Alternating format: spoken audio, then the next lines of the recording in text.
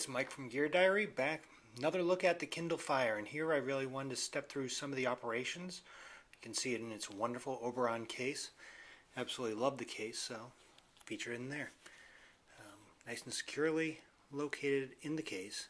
See, when you pop the one button, see if I can get that in there, one button, USB, and a headphone jack. So the one button on the entire system brings up a screen, and here I'm in the midst of reading The Art of Racing in the Rain, which is the part of the Kindle app. So where you start off is with the kind of your bookshelf and your overall shelf system, and you can see a little bit of everything. So I have touchdown. I left these other ones just as default. Newsstand, books, music, video, docs, apps, and web. And here kind of scroll through all your various content. So if you wanted to see, for instance, that I did in fact watch some of Howard the Duck last night, you can in fact do that and have a good chuckle at my expense. If you have a book in the front, it will show your progress to date. I just finished the Hunger Games trilogy and now reading this nice book as well. So you can also go tap on books, go to your bookshelf. You've got both your device and then as well your cloud, author, recent title, and direct link to the bookstore, where it will then bring it up and so on back to your library. And you have a variety of options. Just go home from there. Music will then also bring you up, in this case cloud and device. So the only music I brought over so far is Miles Davis, Bitches Brew. And if we go to the cloud, and in that case we've got a bunch more music that I've either uploaded or purchased on Amazon or uploaded to the cloud. And again, you've got a store for that. Video. You've got your Amazon Instant Video.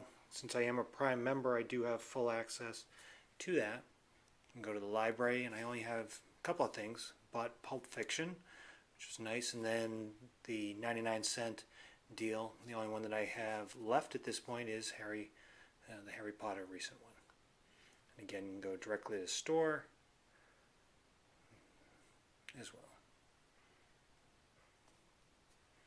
So documents, I don't have anything there, just the user's guide. Apps, and again there's a bunch. The way that it's separated out is, as always, cloud and device, recent title. So I have not loaded too many different things. Plants vs. Zombies, Hulu, the R-Type game, Slacker, and that's about all that I've loaded. We'll go back home, and finally web is your web browser, and so I really don't use that an awful lot, so most of these are just default ones that were on there to begin with. Notifications, if you look in the notification bar, you've got battery, Wi-Fi, settings. I can just click settings. It brings up your what you have playing if you've been playing something, volume, brightness, Wi-Fi. So I can just go back in.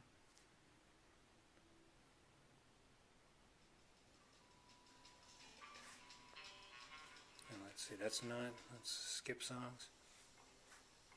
Now if you listen, and you can hear a little bit, you'll notice that the sound volume for being all the way up is not overly loud.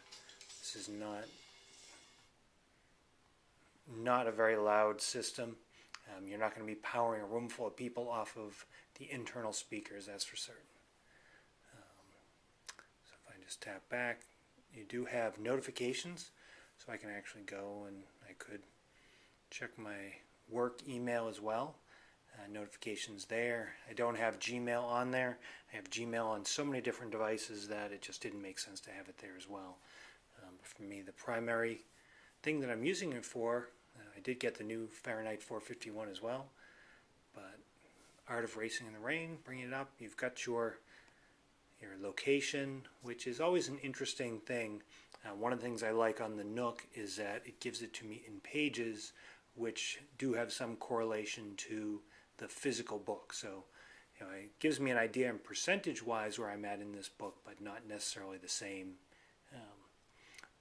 as knowing the page. And back to home once again. And so that's it for a quick look on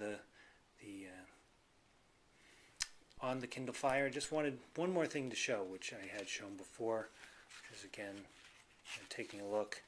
I think it is a really cool thing to be able to take this and hard to do it this way, but to be able to take this and just have it stand up on its own in horizontal mode, put on some video, and go ahead and watch. I'm not going to do that now, but it's a very simple thing to do.